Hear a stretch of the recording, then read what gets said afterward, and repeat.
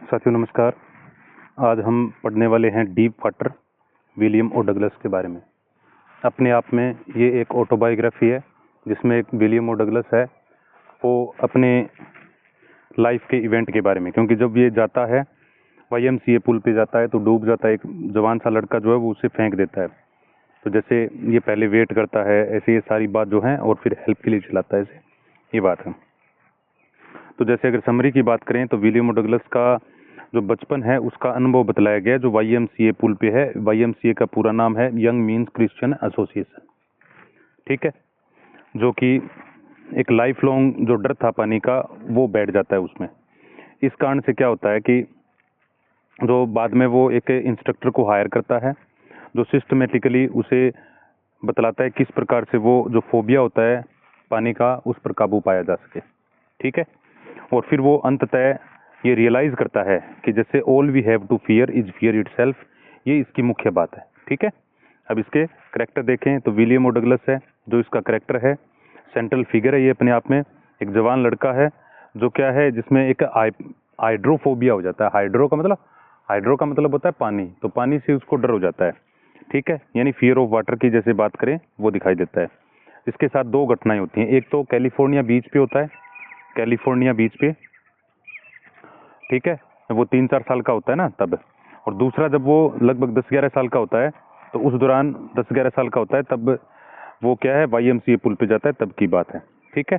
ये प्रोटागोनिस्ट है इस कहानी का, यानी हीरो है कहानी का, और कहानी में पर्सनल यानी खुद की बात है जिसके बाद वो डर पे काबू पा लेता है, ये बतलाया गया है। उसके बाद इसका पिता है जो डगलस का, जो इसे डगलस को बीच पे लेके जाता है कैलिफोर्निया पे, और जहाँ पे इसका डर शुरू होता है। फिर बाद में जैसे इसका ये देखें डगलस है वो शुरुआत में पानी से डर लगता है, और फिर क्या है कैसे वो उस पानी पे काबू पाता है, ये बात है।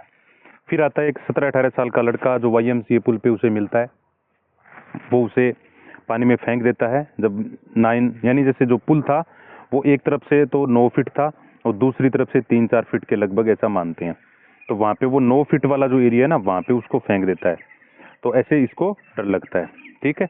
फिर स्विमिंग इंस्ट्रक्टर रखता है जो काफ़ी स्किल्ड होता है और डगलस को क्या है सिखाता है कि कैसे तैरना होता है, और अंततः जैसे तैरना सीखेगा तो डर पे कैसे काबू पाया जाता है वो सारी बात इसको पता चल जाती है, ठीक है। कहानी जो है वो पूरी की पूरी इसका जैसे अपने देखे कैलिफोर्निया बीच जो है उसकी बात है। तो कैलिफोर्निया बीच जैसे रियल में अगर आप देखोगे तो इस टाइप का आपको लगता है, ये कैलिफोर्निया बीच है। और दूसरा जो है वो YMCA पुल है, तो YMCA पुल यहाँ से छिछला है और यहाँ से डीप है, ठीक है। तो ऐसे आपने देखा कि ये जो है वो जैसे ट्रिगर्स करता है, जो हाइड्रोफोबिया उसको ट्रिगर्स कर देता है यानी बढ़ा देता है, ठीक है। YMCA पुल जो है वो याकिमा वाशिंगटन में है, उसकी रियल कहानी है ये, ठीक है।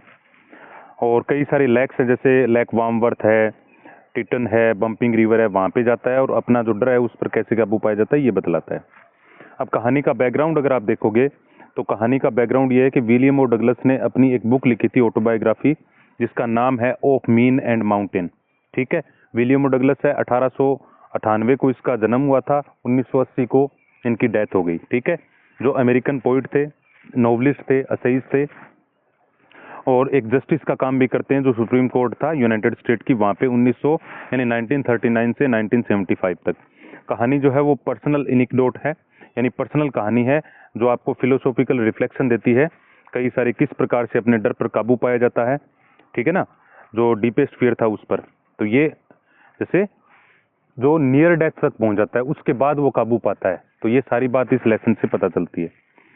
फिर जैसे अगर आप देखोगे तो शुरुआत में जैसे क्या होता है, इनिशियल में जब वो 3-4 साल का होता है तो कैलिफोर्निया बीच पे अपने पिता के साथ जाता है, तो और जो पूरी जो तट पर होता है ना तो उसकी जो वेव है वो उसको स्वेप्ट ओवर कर देती है, यानी उस पर छा जाती है, तो डर लगता है, इनिशियल फियर था। फिर वो लर्निंग सीखता है, तो लर्निंग कैसे, स्विमिंग सीखता है YMCA पुल पर, उसकी महत्वाकांक्षा हुई कि चलो पानी में तैरना सीखते हैं। लेकिन वहाँ पे जब वो अकेला होता है याकिमा रिवर पे, तो एक दिन अकेला होता है तो एक ट्रोमेटिक इंसिडेंट होता है। एक जैसे 9-10 फीट, जैसे 9-10 साल का जब था तो एक लड़का आता है और उसे डीप एंड पुल का जो है वो 9 फीट का है, वहाँ पर उसे फेंक देता है, ठीक है। और फिर उसके बाद जैसे वो प्लान करता है कि जब मैं नीचे जाऊंगा धरातल पर, अपनी स्ट्रेटजी है वो फेलियर हो जाता है, यानी फेल हो जाती है, तो मैं वहाँ से क्या करूँगा कि एक जंप लगाऊंगा। लेकिन ऐसा नहीं होता, वो एक बार जैसे जाता है, फिर ऊपर आता है, फिर एक जाता है और फिर तीसरी। तो यानी नीचे एक बार हो गया, फिर जैसे 2 बार हो गया, और तीसरी बार जब नीचे जाता है तो एकदम बेहोश हो जाता है। ठीक है, ऐसी कहानी है। अब इसमें क्या होता है कि नियर डेथ, ठीक है, नियर डेथ हो जाता है, यानी मौत बिल्कुल छू जाती है उसको। वो तो अपनी तरफ से मर ही गया था, लेकिन वो लड़का उसे बाहर निकालता है और लॉकर रूम में ले जाता है, जैसे उसको पुल के पास उल्टा करता है और उसका पेट के अंदर का जो पानी है वो निकालता है। तो वो ऐसे अंततः वो जब उसको होश आता है तब वो पुल के पास लेटा हुआ था, उल्टियाँ कर रहा था, डर से कांप रहा है, लेकिन काफ़ी ऐसे था। तो लेकिन जो रिजल्ट आता है ना, रिजल्ट की बात करें तो उसे पता चलता है कि चलो मैं बच गया हूँ। और जो घटना है वो काफ़ी कई सालों तक पानी से डर लगती है, जब वो क्या है फिशिंग के लिए, कैनोइंग के लिए, स्विमिंग ट्रिप के लिए जाता है। तो फिर उसने सोचा कि चलो हम इंस्ट्रक्टर रख लेते हैं जो उसे डर पर काबू पाने के लिए मतलब सहायता करेगा। तो पीस बाय पीस यानी एक एक तरीका सिखाता है उसे, एक एक तरीके से जैसे वो आगे बढ़ता है और कई महीनों तक ऐसे प्रयास करता है। ट्रेनिंग चलती है उसे, ट्रेनिंग चलती है। तो यहाँ पे जैसे पुल था, यहाँ पे डगलस खड़ा है, ठीक है, और यहाँ पे जो इंस्ट्रक्टर है वो खड़ा है, और यहाँ पे एक पुली बनी हुई है। तो वो एक रस्सी पकड़ता है ऐसे और इसके बांध देता है पेट में। तो वो जब वो इधर उधर होता है ना, ऐसे तैरता है, तो उसको डर नहीं लगे, ऐसी है। तो ये टेस्टिंग चल रही है उसकी, ठीक है, ये ट्रेनिंग होती है पहले। ट्रेनिंग होने के बाद जो ये कहता है, जैसे डगलस कहता है कि आई वाज यानी the instructor was finished but I was not finished, यानी इंस्ट्रक्टर ने ऐसे अपना ट्रेनिंग पूरा कर दिया लेकिन मैंने तो नहीं किया। तो जो बचे खुचे जो डर थे वो बार बार उसको सता रहे थे, और अंततः वो क्या करता है कि जैसे उस डर पर अकेला जाता है, डर को पर काबू पाने के लिए, ठीक है, लैक वेंटवर्थ बम्पिंग रिवर में अकेला जाता है, और जो पुराना डर है वो लौट के आ जाता है बीच में, यानी बार बार उसे सता देता है। लेकिन वो सोचता है कि चलो ठीक है, इस डर पर मैं काबू पाऊंगा, और विल पावर उसकी अच्छी थी। की पॉइंट में ये बतलाया गया है कि किस प्रकार से जो डर है उसका ताकत क्या होती है।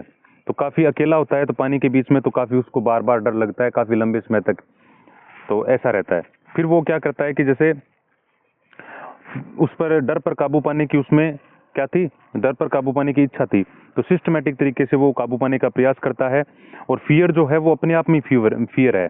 तो ये कोर मैसेज है, और उसमें जो फ्रैंकलिन डी रूजवेल्ट है ना, वो उसकी बात उनको याद है कि जैसे डेथ जो है वो पीसफुल है, लेकिन जो मौत का डर है ना वो अपने आप में डराता है। डेथ तो बिल्कुल पीसफुल है, ऐसी बात करता है। और फिर सिस्टमेटिक अप्रोच अपनाता है वो, कि जैसे इंस्ट्रक्टर ने उसे सिखाया कि कैसे पानी के अंदर इनहेल करना है, कैसे मुंह बाहर निकाल के एक्सहेल करना है, ये सारी चीज़ उसे सिखाता है। किस प्रकार से तैरना है, जैसे स्ट्रोक ब्रेक है या बैक से है, ऐसे वो सारे तरीके उसे सिखाता है, ठीक है। और अंततः वो क्या है, जो समस्या थी उस पर क्या है, ट्रायम्फ पा लेता है। तो ये सारी चीज़ है वो इसके टेस्टामेंट परिणाम है इन सब चीज़ों पे, और अंततः उस डर पर काबू पा लेता है। और बात करें रिजोल्यूशन की, तो रिजोल्यूशन में उसकी कंप्लेशन ऑफ ट्रेनिंग, क्योंकि ट्रेनिंग उसने पूरी की थी, और जिससे उसी प्रकार से जो इंस्ट्रक्टर ने उसे सिखाई थी पूरा डेडिकेट होकर वो सीखता है। फिर उसके बाद उसकी ट्रेनिंग के बाद वो खुद भी ऐसे प्रयास करता है, सेल्फ टेस्ट करता है। तो उसमें वो कई प्रकार की जो रिवर्स है वहाँ पे जाता है अकेला जैसे, तो ये प्रयास करता है इस कारण से। और फिर वो एलिमिनेट कर देता है उस डर को, क्योंकि जो ओल्ड टेरर था वो बार बार ऐसे, तो बीच में जैसे सेंटेंस जो आते हैं उस टेक्स्ट में कि well mister terror what do you think you can do to me, लेकिन ये बात ये बतलाता है कि कैसे वो डर को ही डरा रहा है। वो कहता है कि जैसे तुम मुझे डराने के लिए आए हो, लेकिन मैं डरने वाला नहीं हूँ। और अंततः क्या है, जब वो डर पर काबू पा लेता है तो वो रियलाइज करता है कि अब मैं क्या हो गया हूँ, फ्री हो गया हूँ। और फीलिंग जो है वो फ्री की आती है, उसे स्वतंत्र की आती है, डर से स्वतंत्र हो जाता है। ऐसी सारी बात जो है वो अपने को देखने को मिलती है। और देखिएगा, अगर आप जैसे थैंक्स फॉर वाचिंग, अगर आप इस वीडियो को लाइक करिए, कमेंट करिए, शेयर करिए, और चैनल को जरूर सब्सक्राइब कीजिए। Thank you very much.